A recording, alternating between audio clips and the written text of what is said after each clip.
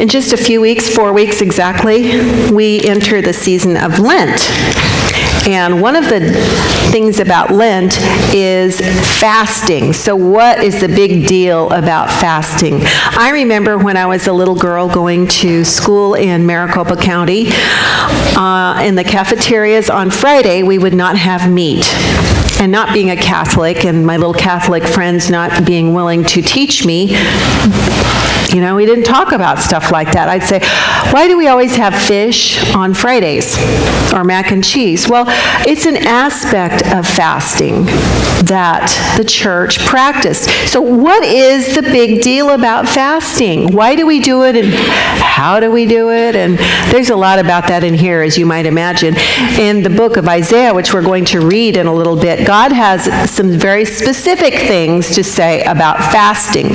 When I was a teenager and a member of the Nazarene Church in Tempe, we had this campaign about fasting on Sundays, fasting a noon meal on Sundays, and then putting that money into the offering plate for some reason. I was a teenager and I didn't listen very carefully. I don't remember why we did it. I don't even know if it was successful. All I remember is feeling guilty about it. So I'm going to say right now, it probably wasn't a really good program if a bunch of us didn't understand why we were doing it and maybe didn't practice it. I don't see anybody out there going, well, this is what it was all about. If you know, you can come up to me later. I don't remember. But I'm going to say that it wasn't probably what God had in mind when he told us to fast, because God does tell us to do that. And we're going to talk about that. So during Lent, when we fast, what we're doing is fasting from something that's important. It has to be important, otherwise what's the point? Fasting from something in order to make space to put something else into our schedule or our stomachs. There are so many types of fasting, and it doesn't all have to do with food. For me, the best form of fasting, and don't judge me, is fasting from social media or games that I play on a tablet. I don't see anybody going, yeah, me too. I don't know, maybe it's a problem for you. Just saying. But we fast from something because when we say, oh, wait, I can't do that because I gave that up, what it's doing is reminding us of something else, or it's making a space. For instance, I am looking forward to, and I'm not waiting till Lent, and I'm not super holy. You know that, right? Because you ask my daughter. She'll tell you. She can point out all my flaws. Because I recognize that I have a problem. That's the first step, admitting, the 12-step program, admitting you have a problem. I have a problem with screen time.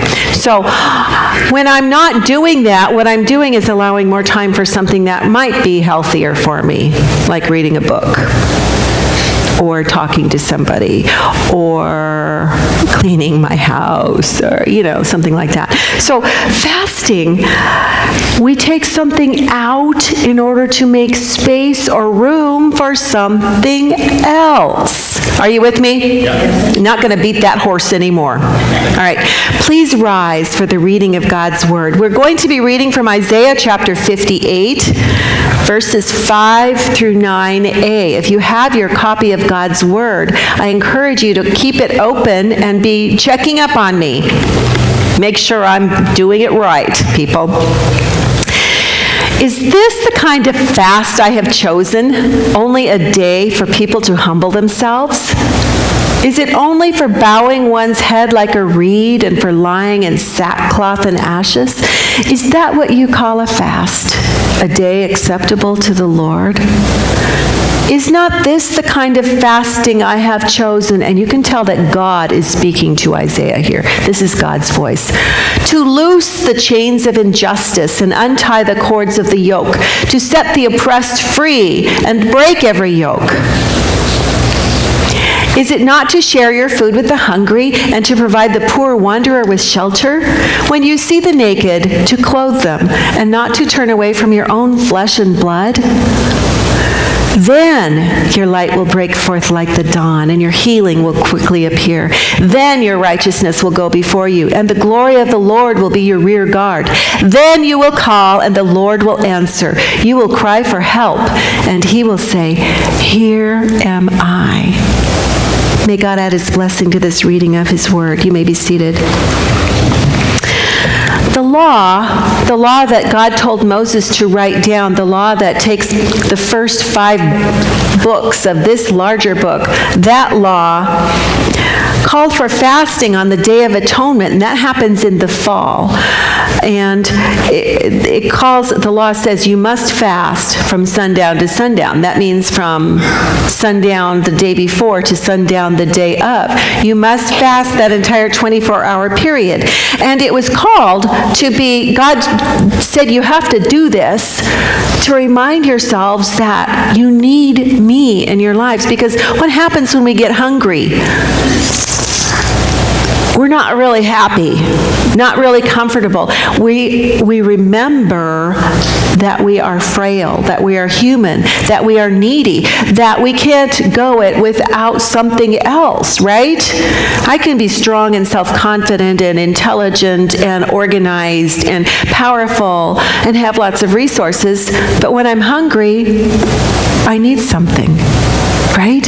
And God told his people, because he knows us so well, you need to do this on the Day of Atonement. What does atonement mean?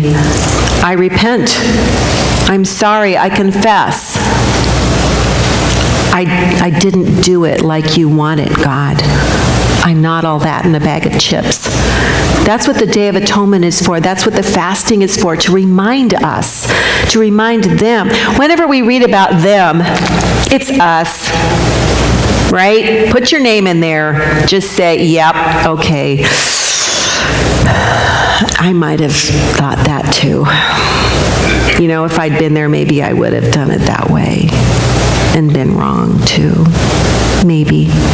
So, the Day of Atonement was to remind them that they needed to be humble and sincerely repent. Fasting meant focusing their hearts on God and expressing their deep sorrow for sins.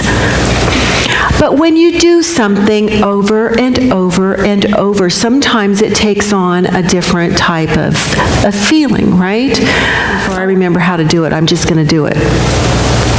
We've all been there. So, and that's what happened with the fasting on the Day of Atonement. It took on an aspect of ritual. Oh, next week's the Day of Atonement. We need to stock up on, and over-carb the night before, right? So that we don't keel over and pass out. So it took on a different meaning, a whole different aspect than what God had intended. They started to see it as maybe a ritual that they could do to earn brownie points for God. It lost its heart. Isaiah knew that rituals were meaningless unless they were motivated by sincere faith and obedience to God's moral standards. The fasting that God wants is not law, but action. And James is a really good example of that. I'm kind of excited that the teens are studying that. So God doesn't want us to just follow the law. He wants action. And what did the book of Isaiah mention? Feeding the hungry and clothing the naked and loosing the bonds of the oppressed. Sounds a lot like social action and social justice. And we need to be careful that we do those things without engaging our hearts too. Either way is not right, is not God's way. We have to be careful that God is in the middle of it. That is the only way that we can retain balance in God's kingdom. In many ways, God's people apparently exploited people. Remember? Them are us. That should be your motto. them or us. They might have overworked their servants. They might have been a little too holy to talk to their neighbors. They might have been inhospitable to strangers, ignored the needs of the poor people, used bribes to get their own way, or bullied their way. They had no regard for God and God's heart, and they abused the system. So, can social works replace spiritual disciplines? No. Obviously not. That's part of the balance that I just discussed. Social works are important because they are an aspect of the love of our hearts, outpouring. But we can do all the good stuff and still not have any heart. So no works can replace spiritual health, but religious rituals can be powerful ways to help us maintain a balance and be more attuned to God's voice, but they can't replace compassion. So what are you saying, Pastor? Do this, don't do this. Don't do this, don't do this. No. What I'm saying is God. God is saying, the law is good if it makes you look at me and what you don't have and what you need. I hope that was more clear than the way it sounded to me. Think about it. Then there's the opposite problem. Some Israelites became so concerned about the moral side of the law, and they thought they could deliberately disobey it and be forgiven simply by saying, oh, I'm sorry. Right? I'm sorry. That's just the way I am. I used to have a friend that would say that. But you still hurt me. But that's just the way I am.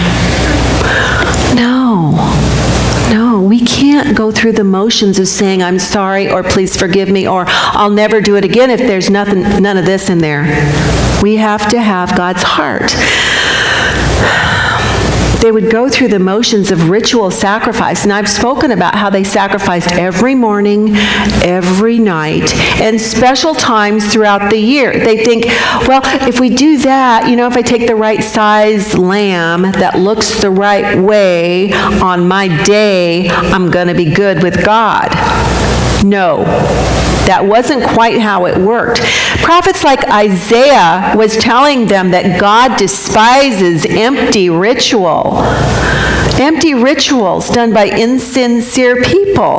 God wants righteous living that stems from spiritual commitment, wholehearted spiritual commitment. I'll say that again. God desires righteous living that flows out of a wholehearted commitment. That's doable. That's attainable. We can be those people. Amen. All right. I want to make sure you're awake. Are there any religious activities that we can take part in that we find ourselves just going through the motions?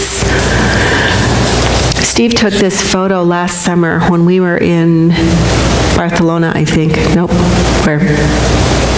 Florence. One of those cities we visited. We went to lots of churches and lots of cities, and we don't light candles when we say prayers, but I did in all the churches we went to because I found it very meaningful. For me, it wasn't just this empty thing, because when I was lighting the candle, I was feeling like I was a part of this thing that has gone on for hundreds and hundreds of years in this beautiful building where people were worshiping on purpose. A lot of them were just tourists like I was. I don't know what their hearts were. My heart was saying, God, you live here just like you live here, just like you live over there, and you live over there, and how wonderful it is to be a part of this. But it's easy to do that, to come into a church and light a candle without, just because that's what we do, right? Are there any rituals that we can take part in that our heart is not engaged in it, like attending church, reading the Bible? The reading plan that we're doing can be powerful, but sometimes, if I'm behind, it's easy for me to want to skim it. Speed reading through how to build the tabernacle. It's tempting, folks. Let me tell you. I know you cover it all with gold. I know. Okay. Throwing a few dollars in the offering plate. Bringing plastic bags makes me feel good. Yeah, it cleans out my closet. Is my heart in it? Sometimes not. Prayer, fasting. How should these activities motivate us? How should they impact us? These things, prayer, fasting, attending church, Bible reading. What's the importance of them? How do you think your attitude might need to change for the way you do some of these things? Am I stepping on your toes yet? If not, I can come closer. So when are these things appropriate? When should God's people fast? Well, I just shared a little bit of my problem with you. First step, admitting that you have a problem. Too much face time. And as I became aware of that, then I realized then that was the time for me to change, for me to do something different. It's going to be different for each of you out here, but you need to be listening. Listening. Right? I hope you are. I hope we all are. I'm not pointing my finger at you without three fingers pointing back at me. You understand that? How could you or should you change your spiritual disciplines, your spiritual activities to help satisfy the needs of the people around you or us? Think about it, please. Now, back to Isaiah chapter 58, verse 10. And if you spend yourself on behalf of the hungry and satisfy the needs of the oppressed, then your light will rise in the darkness and your night will become like the noonday. Let me read it again. This is a result of the outpouring of a heart that is filled with God's love. Verse 10. And if you spend yourselves in behalf of the hungry and satisfy the needs of the oppressed, then your light will rise in the darkness and your night will become like the noonday. If you spend yourself, how much is left? A better translation might be if you pour yourself out. We know somebody who did that for us. God poured himself out for you and you and you and me. How would their light break forth? Your light will break forth like the noonday. How does that happen? In that day, darkness very clearly marked the beginning of day and the end of day. After the light was gone, when darkness was in control, the world was a dangerous place.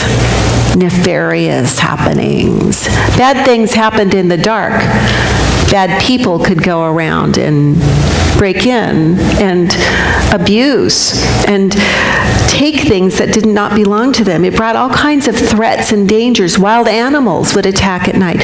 So the language of darkness, when we read it in the Bible, is symbolic for evil. And you probably already knew that. Darkness means things are bad. They're bad. Light, on the other hand, represents goodness. Goodness. And so here, light first represents God's salvation, the light that God brought to our hearts that showed us the darkness in here and shone a light inside us and to protect and to heal. And then the light represents people's genuine acts of righteousness. So light shows us what's wrong. It shines a light on us. And then light also has good things coming from it. Light makes more light. And that's one of the things I love about our Christmas Eve service.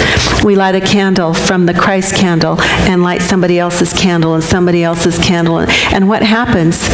The light spreads. The room becomes lighter because the light is symbolic in that it spreads and makes more.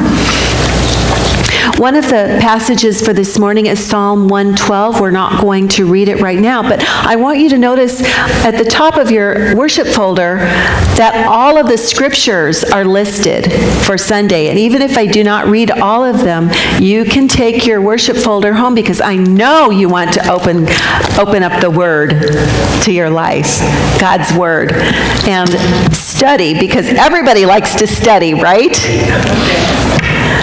If you take the Strength Finders test, which some of you have and most of you probably have not, you ask like 170 questions and find out what your 5 top strengths are. My top strength is learner. So there you go. You are burdened with somebody who likes to study. Just warning you. So I know that you're going to go home and read all these scriptures. And in the constant contact that you receive on Thursday or Friday every week, all of the scriptures for the upcoming sermons are listed. And if you're a learner, doesn't stand for loser, stands for learner. If you're a learner, you would read the scriptures ahead of time and be prepared for the sermon. And then you can test me and say, no, Pastor, that wasn't quite right. I challenge you to do that. Seriously, catch me out. So, Psalm 112. In this psalm, we see that light versus darkness language again. Why? Because it's all through here. Light versus darkness. You know that good versus evil thing's been going on for a long time. And the Bible talks about it too. Light versus darkness. And just as we discussed, darkness often refers to tragedy or calamity and light to well-being. God brings good to the upright persons even during tragedies. I know we believe that, but we don't want to experience it. But it's true. God brings good even in the middle of tragedy. And Psalm 112 talks about that. Sometimes light dawns through positive new circumstances. At other times, God's comfort becomes the light.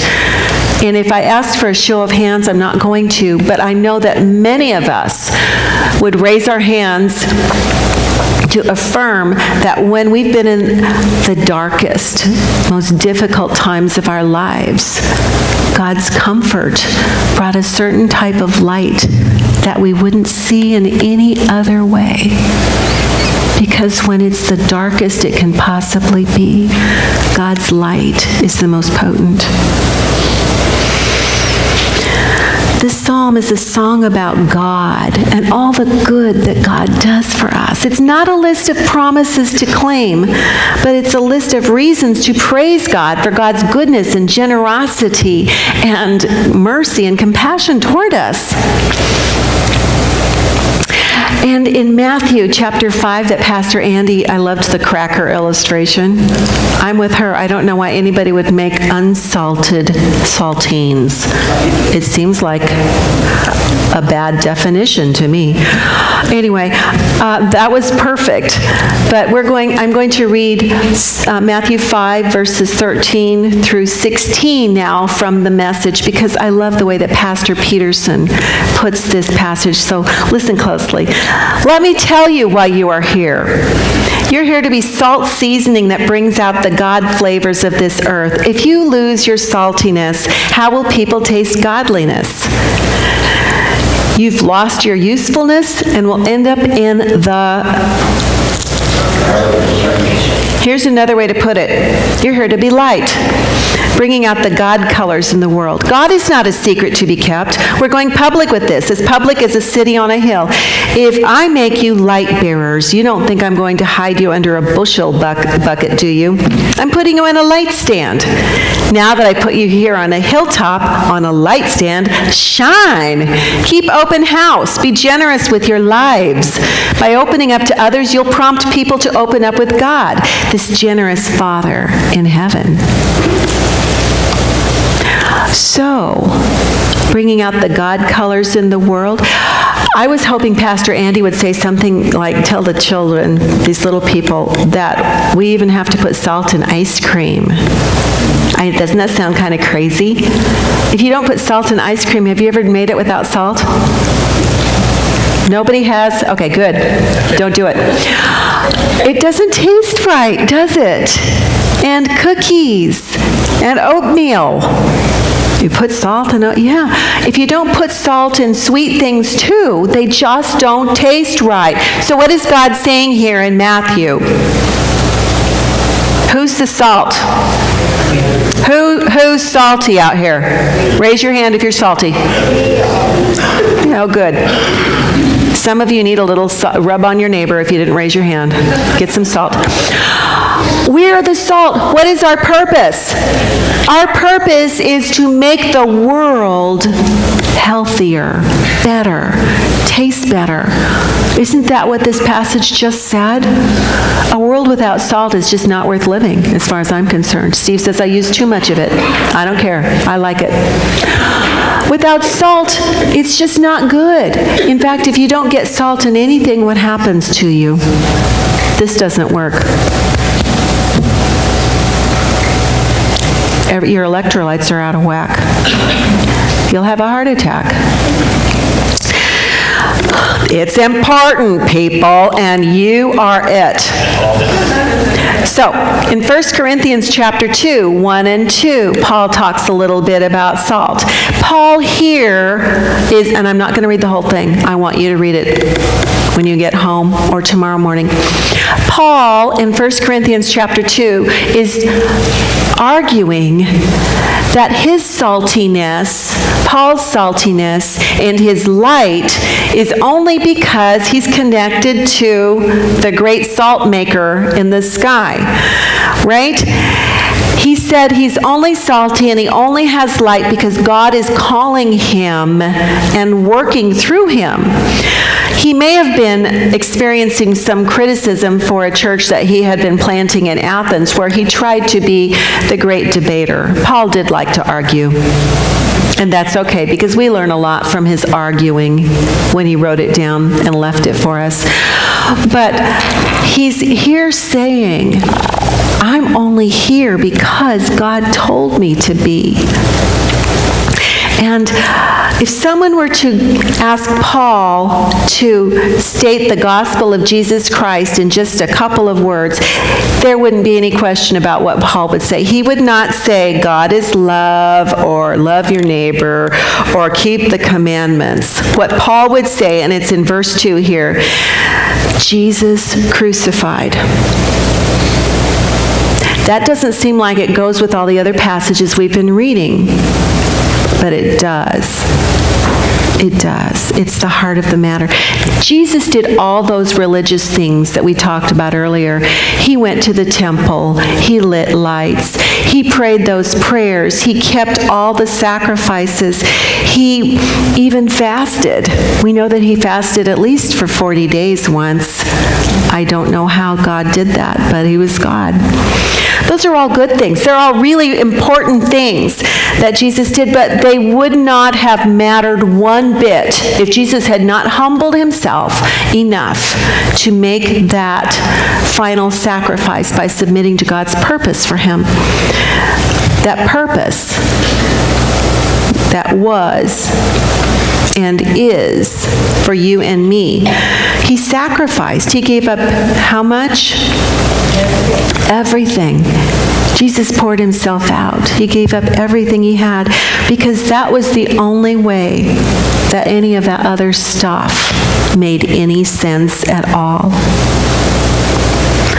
In the Isaiah passage that we read earlier, we see the purpose for fasting, focusing on God and the consequences of doing it without heart, that the fast can become empty and meaningless. The potency of God-directed actions is immense. It's incredible. And the effects of the results of inward directed rituals are meaningless. They're tragic. In our gospel reading in Matthew, we understood that the reason for fasting is to bless God and draw closer to God. But wait, there's more. Salt and light. If we are not salty, the world cannot taste God. If we fail to reflect God's light, the world cannot see. I want you to think about that. If we're not salty, the world can't see God. If we're not light, the world can't see God. Why is that important? Your kingdom come on earth as it is in heaven. That's right, Becky, they're lost. Our speaker last week, Pastor Lynn Weaver, told you just a little bit of her story. I'm going to tell you just a little bit more.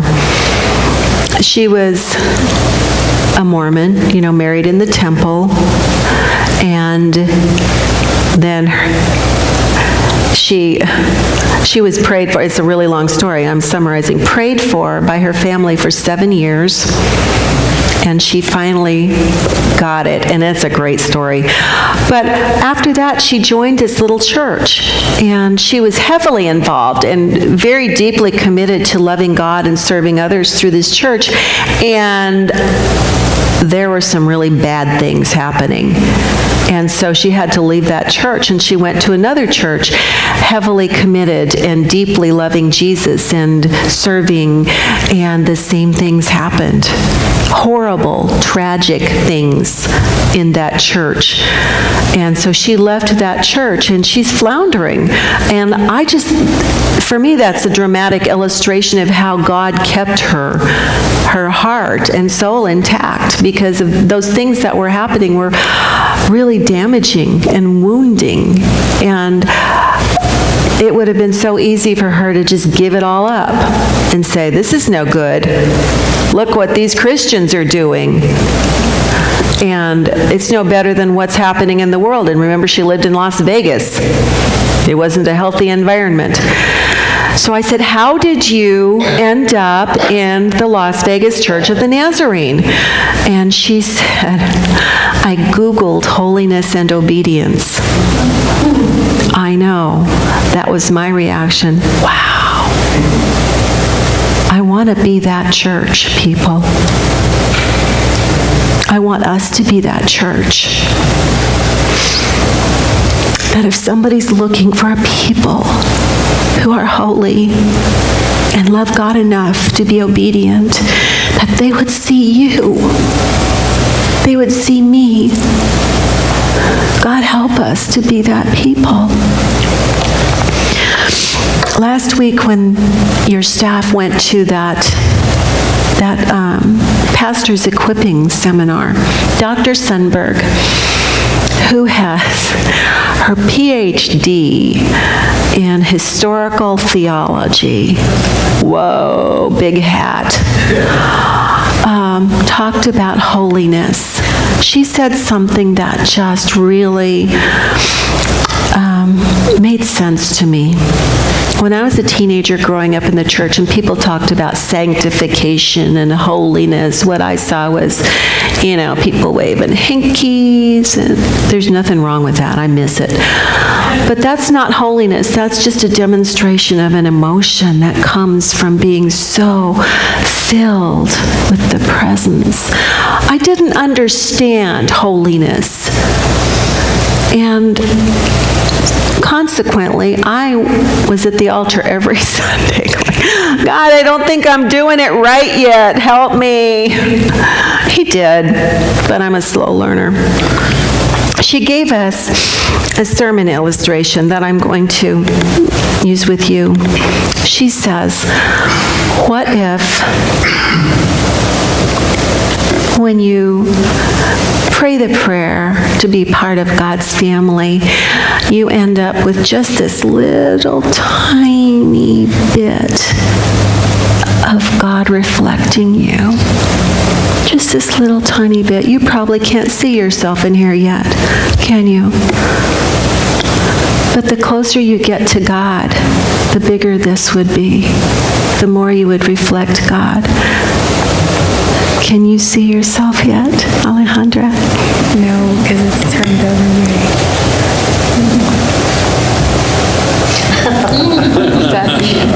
Sadly, yes. What if the closer we get to God, the bigger this circle would be? So, eventually,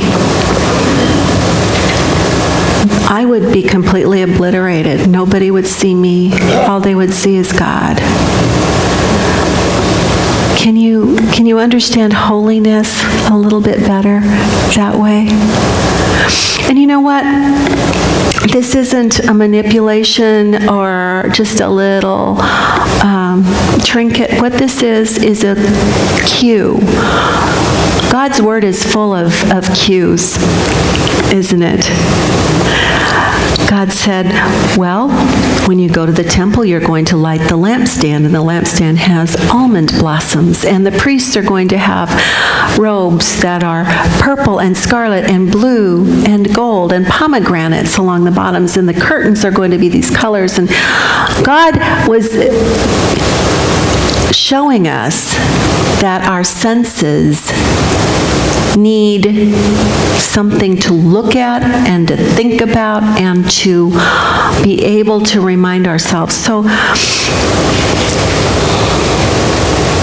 I have one of these on my desk where I see it. And I'm going to offer them to you this morning. If you need a cue, keep it in your pocket, and every time you pull out some change, you go, oh yes, I want people to see God in me. Oh yes, I need to draw closer to God so that my circle gets bigger, so that my mirror gets bigger. I want you to come and get one. And maybe Chuck, if he's feeling like it, will come sing This Little Light of Mine.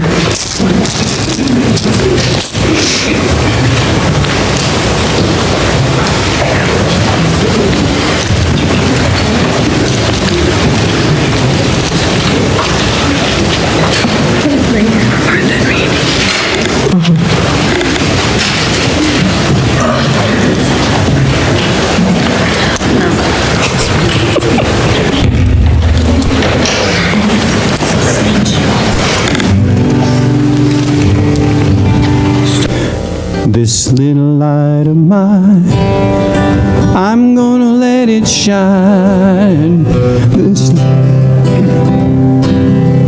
I'm gonna let it shine. This little light of mine, I'm gonna let it shine, let it shine, let it shine, let it shine. Don't let Satan blow it out. I'm gonna let it shine.